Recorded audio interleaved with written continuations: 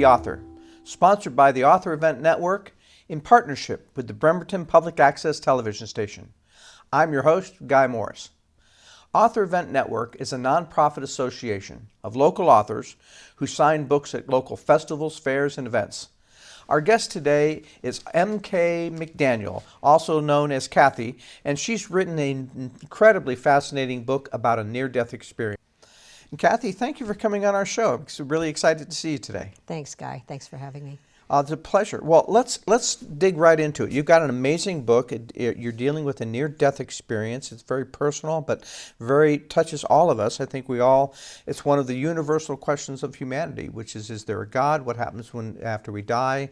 And it's one of those big questions. So I'm anxious to hear more about this.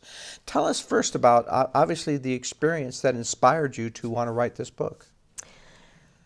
It started about 24 years ago when I came up to Seattle to help my friend go through a stem cell transplant at Fred Hutch. He had leukemia. And we had been friends for many years. We were very close, and he needed a couple of caregivers or they would not do the procedure. So we thought it would take 2 or 3 months, but it ended up being almost 9 months. So I was up here the entire time taking care of him. The other caregiver broke her foot. I'm taking care of her. It's round the clock. He's better. He's worse. He died. It just broke my heart. And not only that, I got completely run down physically and mentally and spiritually. And so when this flu came around, very much like COVID, I caught it. And I was preparing to go back to my home in California.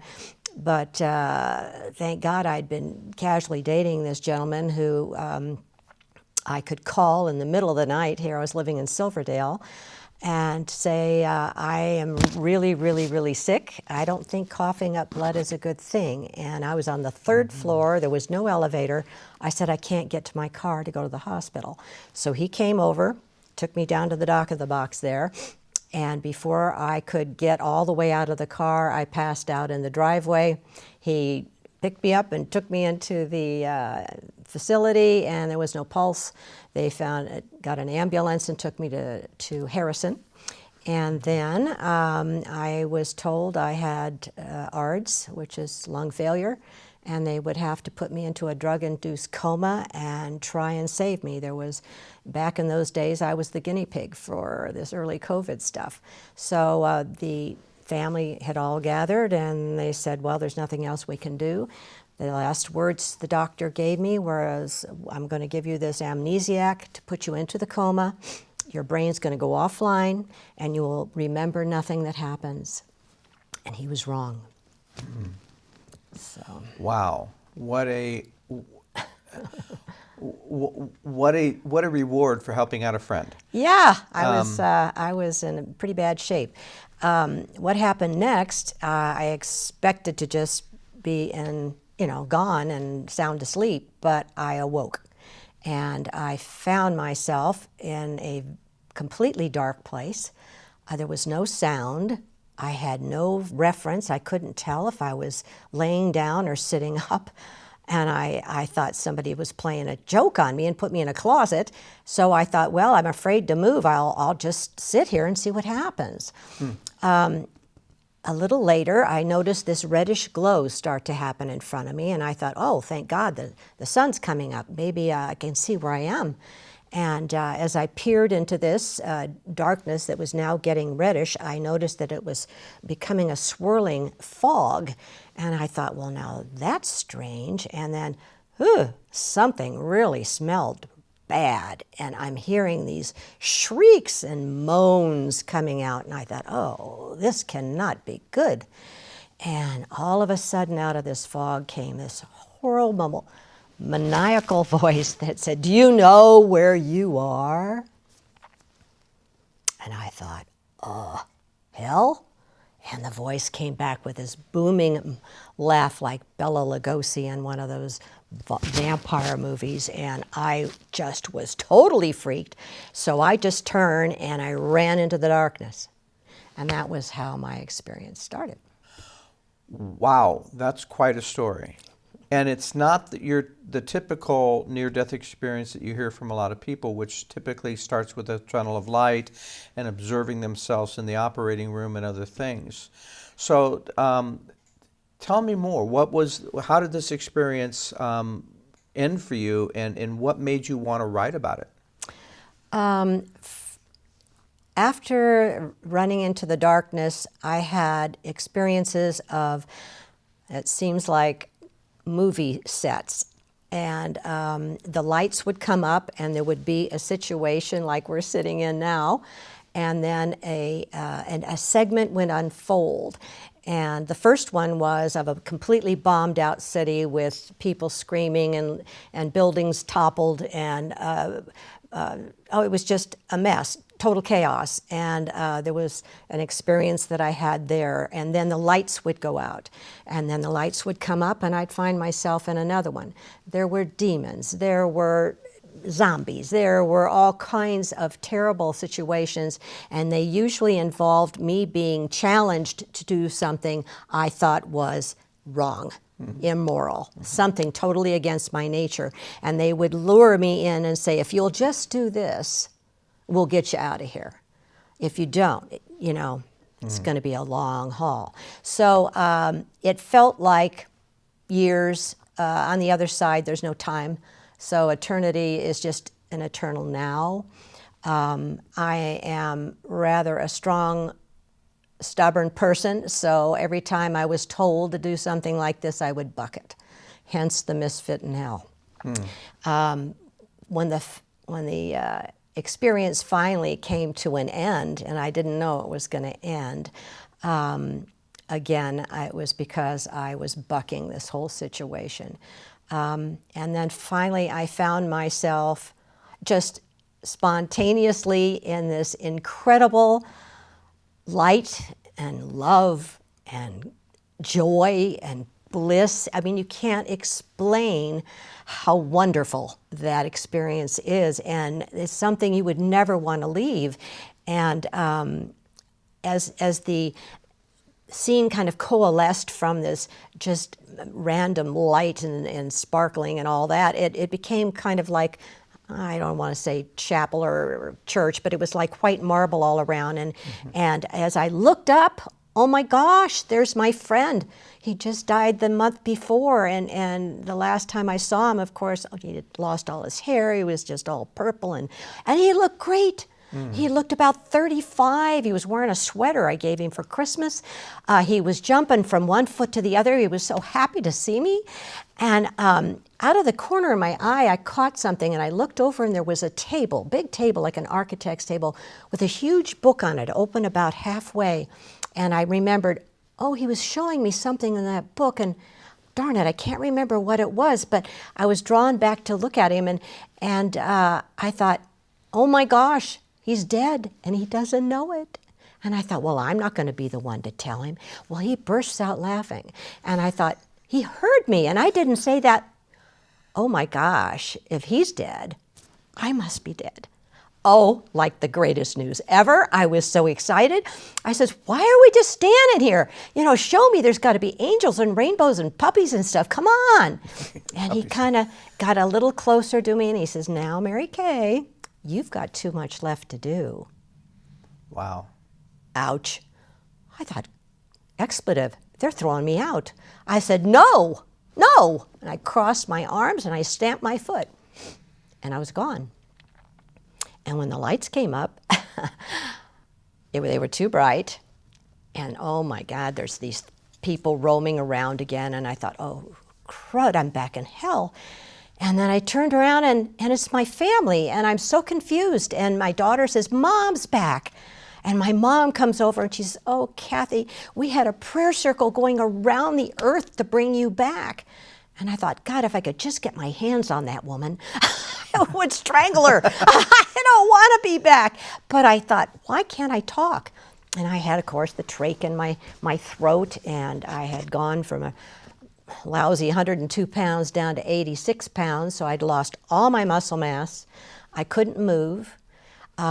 Later the next day, the doctor came in and said, well, let's try and see how much you've got left here. And I could blink and move this finger. And I'm laying there thinking, what a cruddy trick. They tell me I've got to go back because I've got too much to do, and I can't even breathe. It was very depressing. Wow, what an experience! Something that I'm sure you carry with you every single day. Something that affected your life and your outlook on life and your family and your relationships. So many questions I want to ask. When you decided to write the book, other than your experiences, were there any themes that you wanted to bake into the book that you wanted others to basically pull from your experiences? Guy, it took me 10 years to find anybody who would listen to my story. In the meantime, I would try and write it out. If I thought if I could just get this on paper, it won't haunt me all the time. Because I was scared to death. I mean, I was a good Catholic girl. I always went to church. I did my rosaries. I did my novenas. Why did I end up in hell? I couldn't figure it out. So 10 years later, the voice, when you're here on earth, before you have an experience like that, you figure you've got your conscience. Sometimes you get ready to do something, you think, nah, this is really not a good idea. When you come back, that voice is a lot louder and annoying, actually, because the voice kept saying, you've got to write a book. You need to write a book. Kathy, how about writing that book? And I thought, no, why would I sit down and write and dredge all that up again, and who would read it?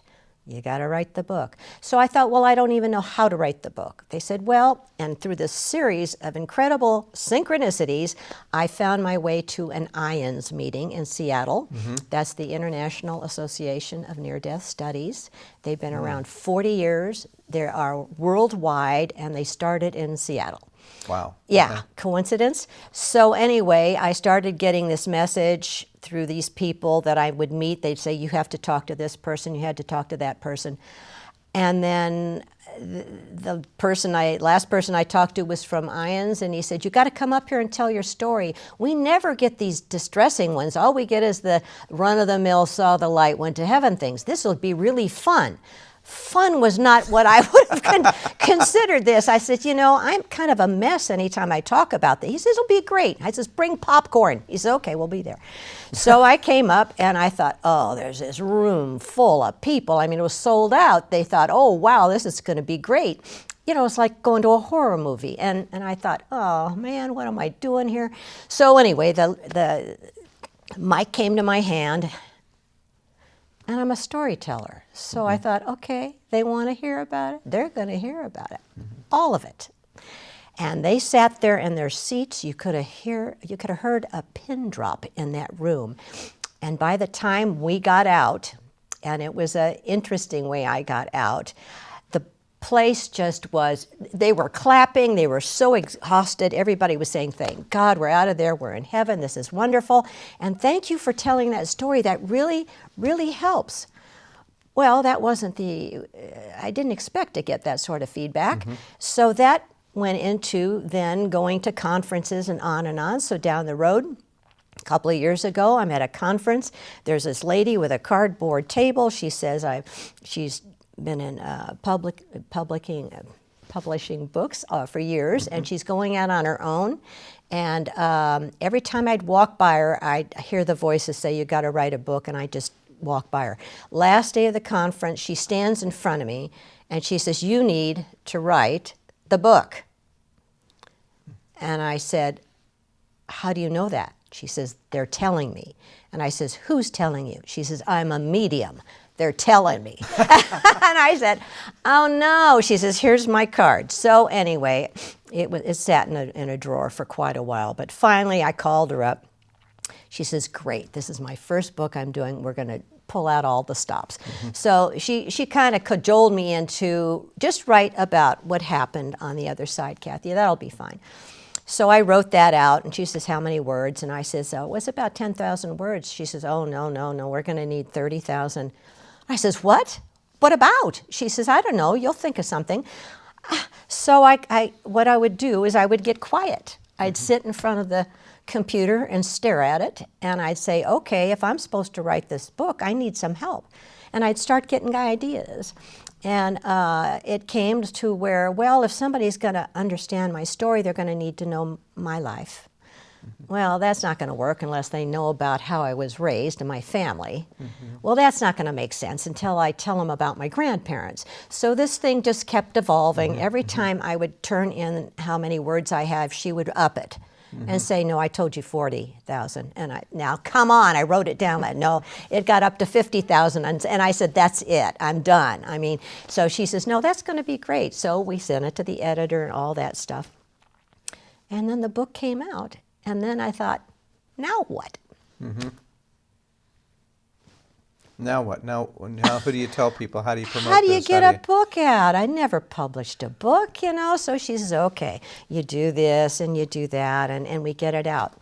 But again, it was like a book here, a book there. How am I going to get this story out? If I've got all this work left to do, I'm going to be 200 years old by the time I get it done. So again, synchronicity. I get an email from this lady in New Zealand, and she says, I want you to be on my podcast. And I thought, what's a podcast? And so I emailed her back. She says, do you mind if I call? And I said, no. And she was really nice. Her name is Kirsty Salisbury. And she said, I'm in New Zealand. And I says, well, I can't afford to go. No, Kathy, it's a Zoom meeting. We put you on the Zoom, you tell your story, it's really fun, and then I send all this out, well, to other people. Well, that one led to another one, that led to another one, that led to another one. So after, what has it been now, almost 3 years on podcasts, I've just finished number 130. And one alone, The Other Side, did over 1 million views. Wow. So I've got, conservatively, 2 million people who have seen and heard my story that I thought was going to be impossible. So God works in strange ways. Well, we're down to, we only have time for one more question. Sure. So you told us a little bit about your process of how you were writing. You told us a little bit about some of the themes I think you wanted to talk about. Right. You told us a lot about your experience.